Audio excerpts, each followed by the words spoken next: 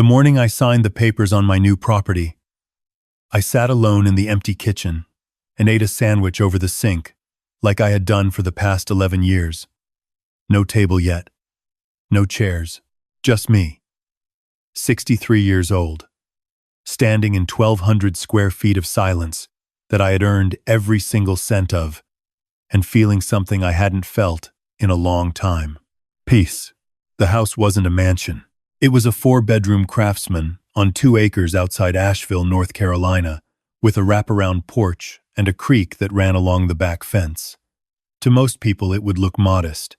To me, it was the finish line of a race I had been running since the day my younger brother told me, to my face, that I was no longer welcome at family gatherings, that I was an embarrassment, that his wife had decided, and he had agreed, that I needed to stay out of their lives.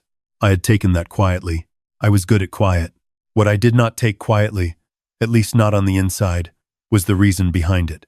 11 years earlier, our father passed away and left behind 40 acres of timberland in Haywood County.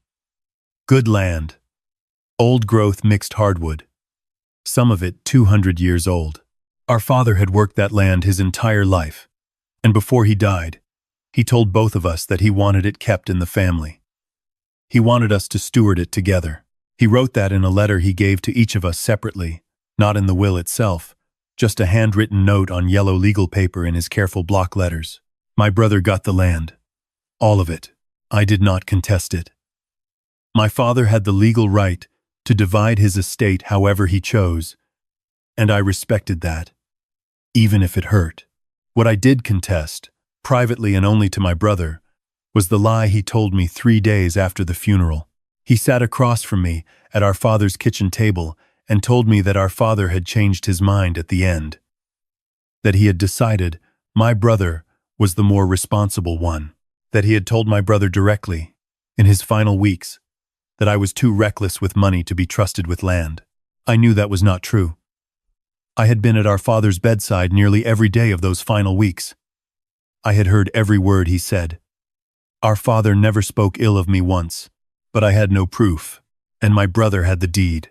6 months later, my sister-in-law informed me at Christmas dinner that I had caused too much tension in the family and that it would be better for everyone if I kept my distance going forward.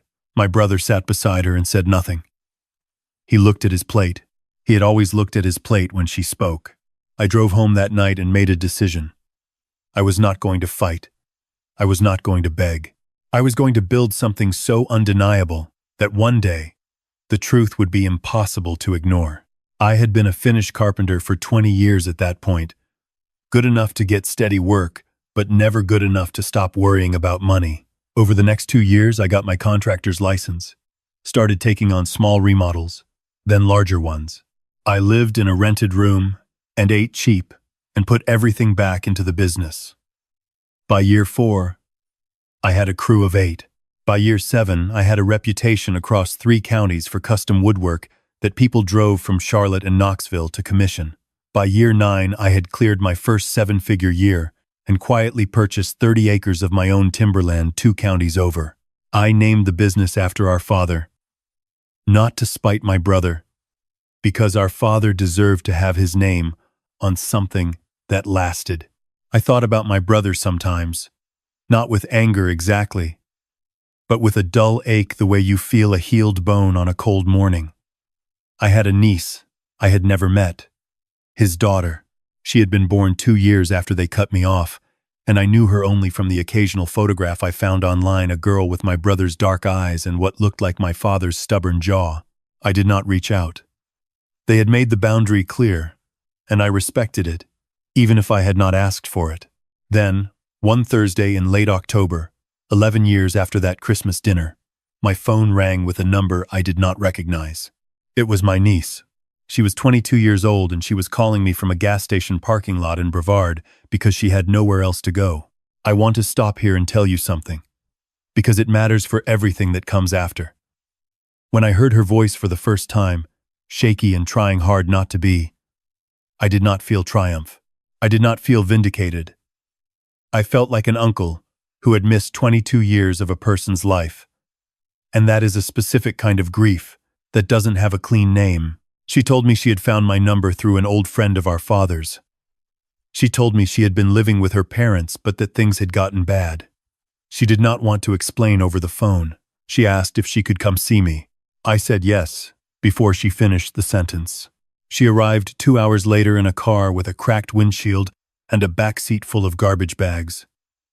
She was thin in the way people get when they are stressed and not sleeping. She sat at my kitchen table. I had a table by then, and wrapped both hands around a mug of coffee and told me everything. My brother had sold the timberland, all 40 acres. The old-growth hardwood our father had asked him to keep in the family. He had sold it 18 months ago to a development company for just over $900,000. His wife had pushed for it. They had debts, apparently, though my niece did not know the full picture. What she did know was that the money was mostly gone now, spent on a lifestyle that had nothing to do with the land or the legacy or anything our father had cared about. And then she told me the part that made me set down my coffee very carefully and look at the wall for a moment. Her mother had been pressuring her to sign over the rights to a small parcel of land that our father had left directly to my niece in a separate bequest. 10 acres, adjacent to the main property that he had put in her name, specifically through a trust, because he had wanted her to have something of her own. Her mother had been telling her the taxes were too much, the maintenance was too much, that it was a burden she didn't need, and that signing it over to a holding company her mother controlled would simplify everything. My niece was smart enough to know something was wrong. She just hadn't known who to call. I told her to stay as long as she needed.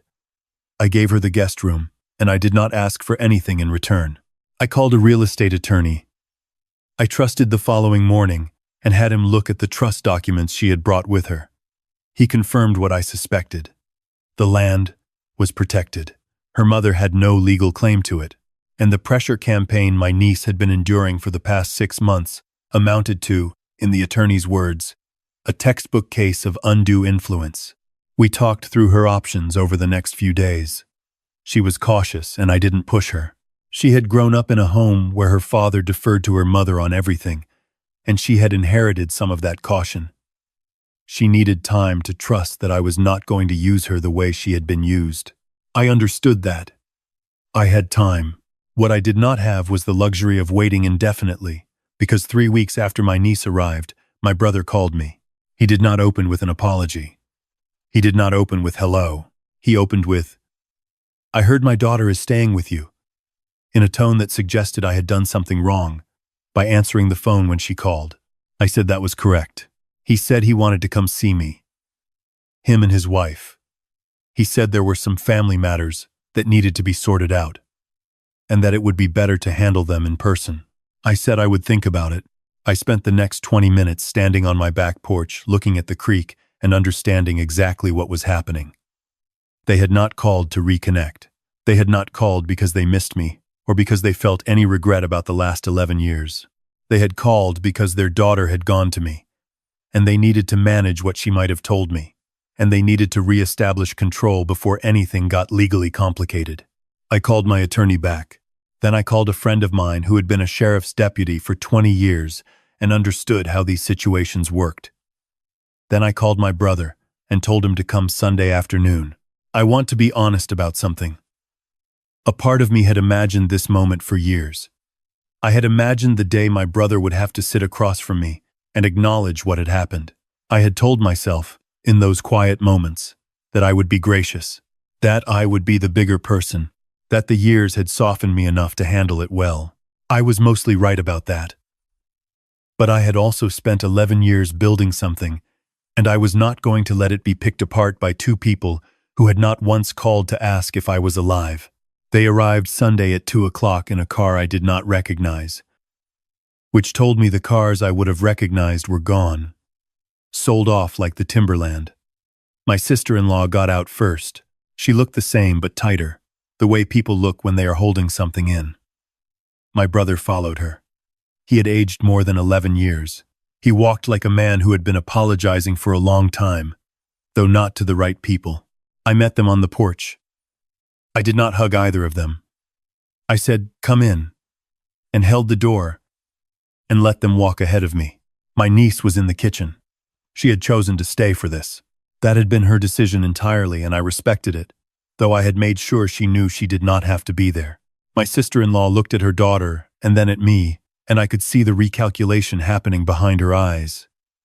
She had expected to find a frail old man living alone, someone she could manage. The house, the property, the calm in the room. None of it matched her expectation. She sat down and immediately began talking about the family, about how much time had passed, about how she hoped we could put the past behind us. She used the word healing 3 times in the first 5 minutes. My brother sat beside her and looked at the table. I let her talk. I am patient. 11 years of patience does not disappear in an afternoon. When she paused, I asked her directly what she had come to discuss. She pivoted smoothly. She said she was concerned about my niece. She said my niece had been struggling and that she was glad she'd had somewhere to go, but that it was time for her to come home and that there were some financial matters related to the land trust that needed to be handled as a family.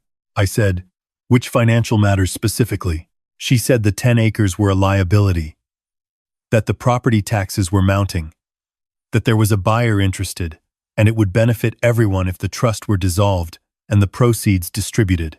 I asked who the buyer was. She said it was a private investment group. I asked if she had any connection to that investment group. There was a pause. My brother looked at the window. My sister-in-law said that was not really relevant. I said I thought it was very relevant. She changed direction. She said that family should support each other, that my brother and I had let a misunderstanding go on too long, that she hoped I could find it in my heart to be cooperative for the sake of the family moving forward.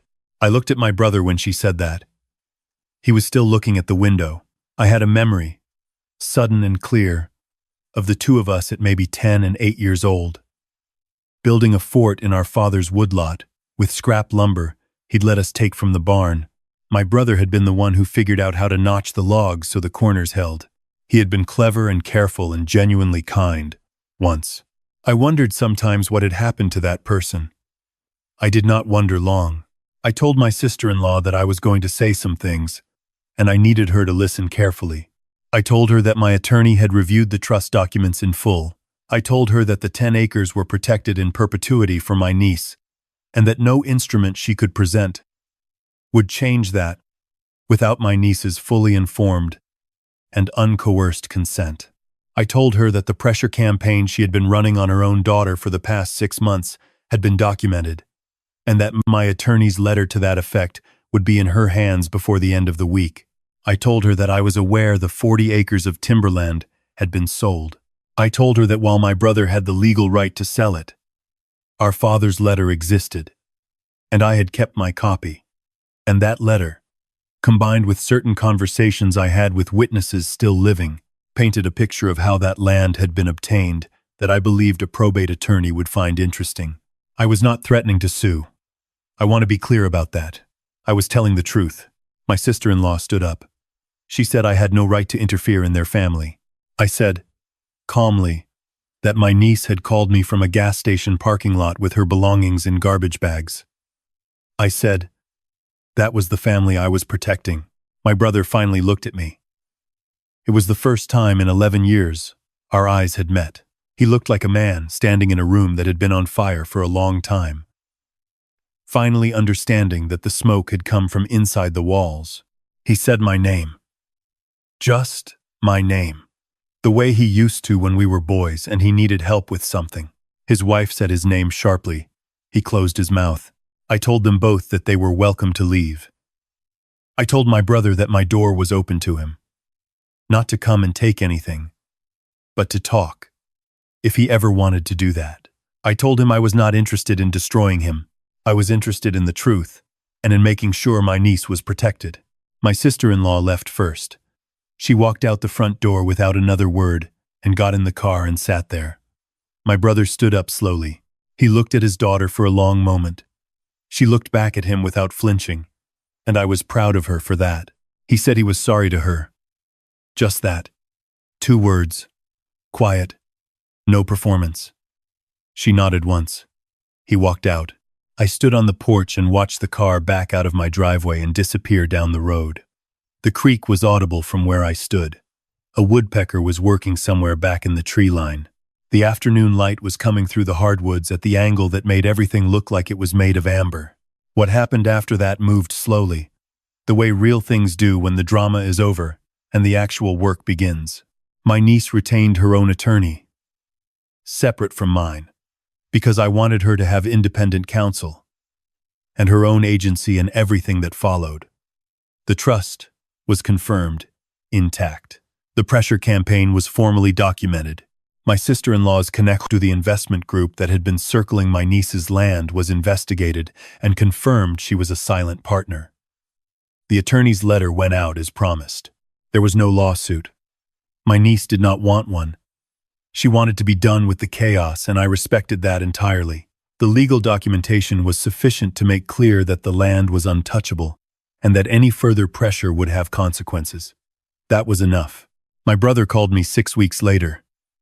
It was a Sunday morning, and I was on the porch with coffee, and I almost didn't answer. I'm glad I did. I'm glad I did.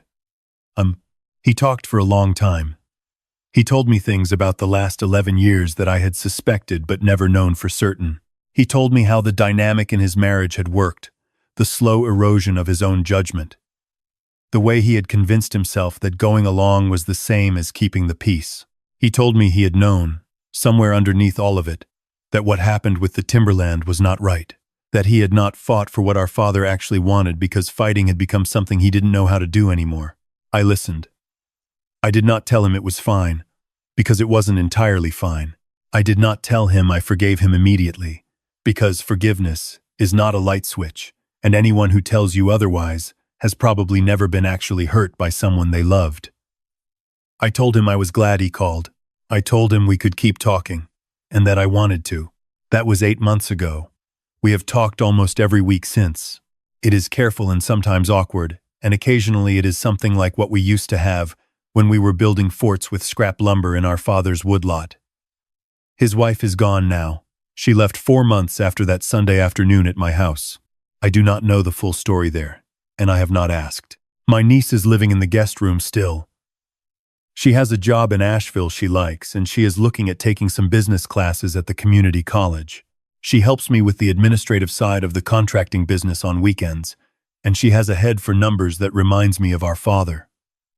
The 10 acres are hers, and she is thinking about what to do with them. She asked me once what I thought she should do. I told her I thought she should take her time. That land isn't going anywhere. She asked me something else that morning. She asked how I had stayed patient for so long. 11 years of building, 11 years of silence, and I had come out the other side without bitterness, eating me hollow. She genuinely wanted to know. I thought about it for a while before I answered, because she deserved a real answer. I told her that the decision not to fight, back at the beginning, had not been weakness. I had understood, in my gut, that the only argument I could ever win with people like her mother was success. That anger was a fire that would have burned my own house down before it touched anyone else's.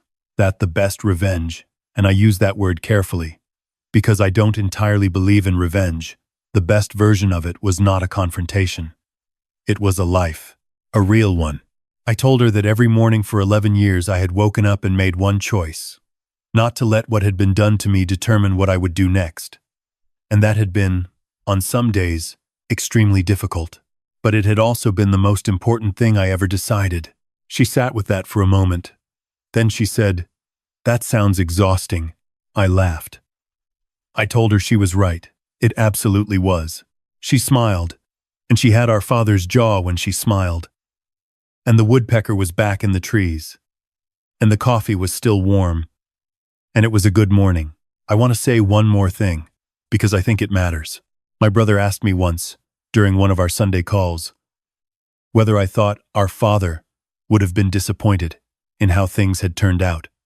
In him, specifically. He asked it the way people ask questions they are terrified to have answered. I told him honestly what I believed. I told him that our father had been a practical man who understood that people made mistakes, including large ones, and that what he cared about most was not the land or the money or any specific outcome. What he cared about was that his sons remained connected, that the family held, that the things he had taught us, the patience and the craft and the willingness to do the work, those things survived him. I told my brother that I thought we were still in the middle of the answer to that question, that the ending wasn't written yet. He was quiet for a moment. Then he said he thought that was right. It is. The ending is not written yet. That is the only part that gives me any hope. And it turns out that's enough. The creek still runs along the back fence. The hardwoods are still standing. My niece is going to take those business classes, and one day she is going to do something remarkable with that 10 acres, something our father would recognize, and I am going to be there to see it. I sold the name of my contracting business last year to a younger contractor who wanted to build on what I had started. I kept the license, and I still take the occasional custom job when it interests me. The business was never really about the money. It was about proving something. To myself, if no one else. I proved it. And now I am 63 years old, and I have a wraparound porch and a creek, and a niece who calls me on Tuesday evenings just to talk, and my brother on Sunday mornings, and coffee that I drink sitting down now, at a table, with chairs. That is more than enough. That is, in fact, everything.